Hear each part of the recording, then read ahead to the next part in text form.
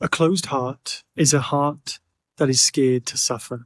And a closed heart is a heart that has resistance to the idea that maybe they'll be hurt in the process. And what we typically find is that if this is the case, then what it means for us is that an open heart is for those who give themselves the freedom to suffer. And this is extremely important that we understand what I mean when I say this.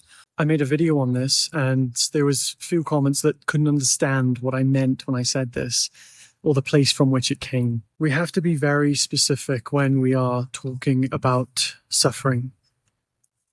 When we're talking about suffering, we're talking about the resistance to experience. So, if we want to have an open heart, we want to love freely, we don't have to not experience suffering. We just simply have to be okay if that happens.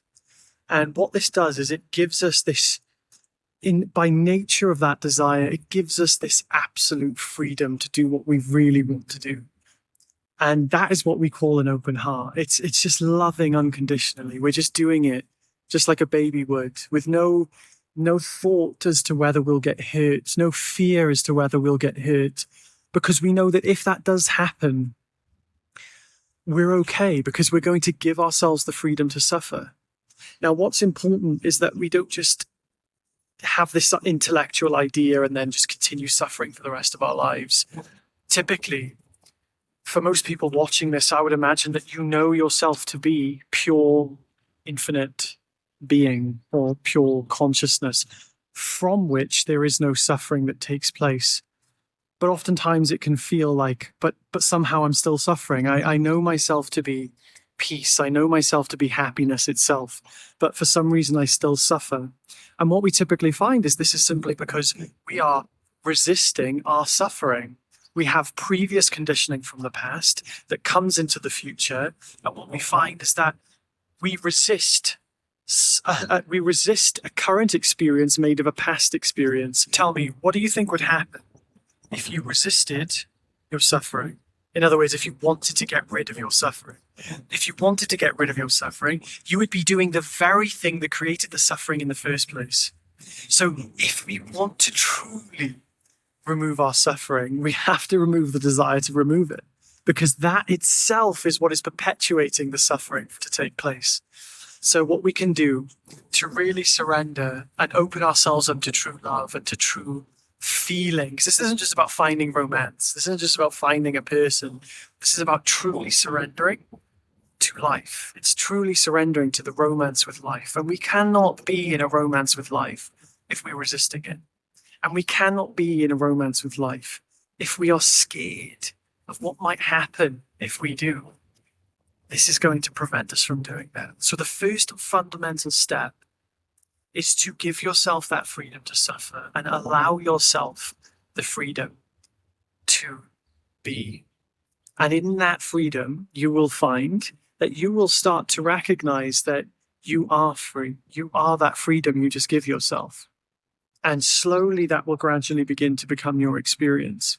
Now, in my private community, which is completely free, I do meditations on this every single week. So if we want to truly be free from the fear of suffering, the thing that would make most sense is to understand how to stop suffering. Now, in order to do this, we can do this very directly right here in this current moment by looking for the one that suffers. If there is a sufferer there, if there is someone there that is suffering and that is scared of suffering again, we should be able to find it, right? It should be there, right? In order for something to exist, it has to exist. It's a simple fact of life. So what we can try and do right now is to find the one that's suffering. It's very simple. Try it right now in your direct experience. What you'll find is that you'll say, well, of course, I'm right here. It's me.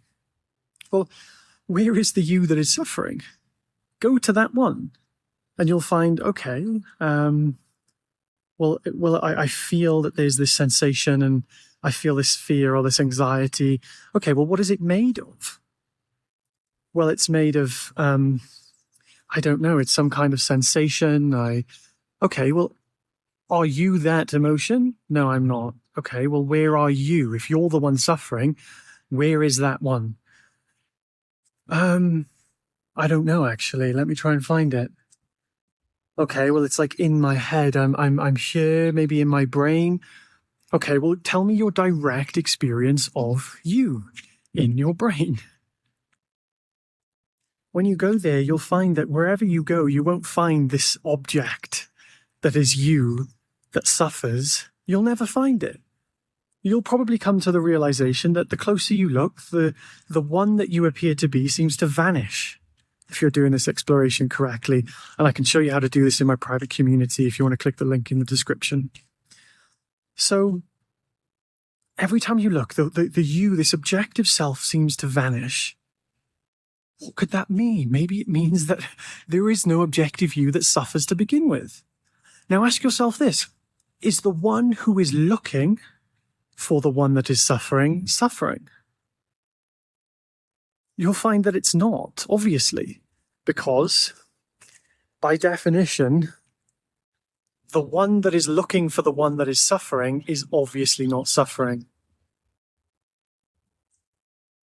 So you aren't suffering in that moment. Notice that. You are not suffering. And if you are not suffering, well, you're not suffering, so what's the problem? And this is the kind of cycle. We get stuck in this illusory self. This illusory self is this illusion of the one that suffers. But the one that suffers is always witnessed by someone who isn't suffering, which is you.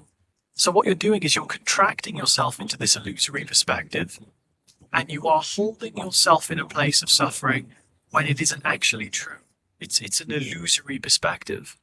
So you can, in these moments, you can directly experience this freedom when you realize that you are the one who is looking for the suffering or the one that is suffering, and you cannot find the one that is suffering. And you know by definition, if you were the one looking for the one that is suffering, that one cannot inherently suffer. So in this moment, just see that clearly, because it's essential on this path to recognize that you are this transparent, luminous, pure essence of being. You are the consciousness with which you were exploring in that exploration. You are pure understanding, pure consciousness. You have no size, shape, or form, texture. You are just complete peace, because the one that is looking is never the one that is suffering. You see? And that is pure peace itself.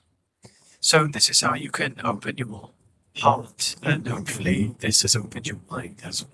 So if you'd like direct guidance on this, my free community is in the description. Click it, apply, and I will see you there. Take care. Have a beautiful day.